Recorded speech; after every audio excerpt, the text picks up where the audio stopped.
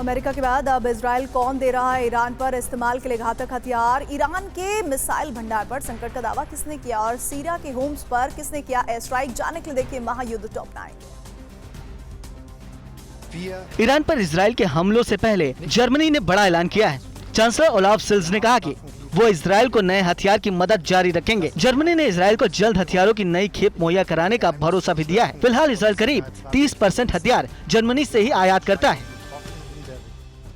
Middle east में महायुद्ध की आशंका के बीच अमेरिका को लेकर बहुत बड़ा खुलासा हुआ। वॉटसन इंस्टीट्यूट की रिपोर्ट है कि लेबनान में ग्राउंड ऑपरेशन शुरू होने से पहले तक अमेरिका ने इजराइल को 2000 करोड़ से ज्यादा के गोले बारूद सप्लाई किए। 85 सालों में ये अमेरिका से सबसे बड़ी सैन्य मदद है।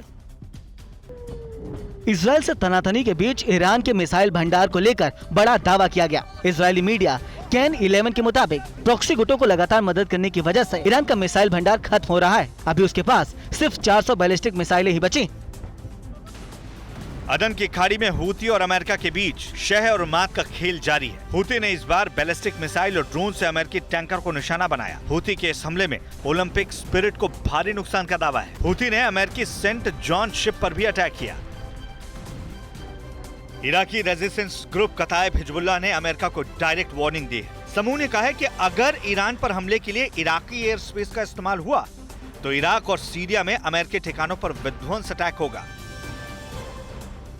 अमेरिका के इशारे पर सीरिया के होम्स में इजरायली वायुसेना ने जोरदार स्ट्राइक की। सीरिया सेना के अड्डे, IRGC कुद्स फोर्स और हिजबुल्लाह के वेपन स्टोरेज को टारगेट कर कई हमले हुए। इस दौरान एक कार फैक्ट्री भी तबाह हो गई।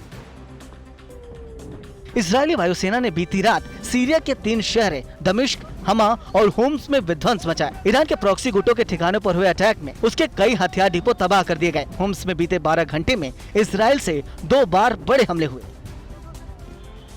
दक्षिणी लेबनान पर लगातार बमबारी कर रही IDF ने सीरिया लेबनान बॉर्डर पर भी विध्वंस मचाया। ईरान के प्रॉक्सी गुटों पर एक्शन के दौरान इजराइल पर एक ईरानी अस्पताल को टारगेट करने का आरोप लग रहा है। बॉर्डर पर विस्थापितों की मदद के लिए अस्पताल खोला गया था।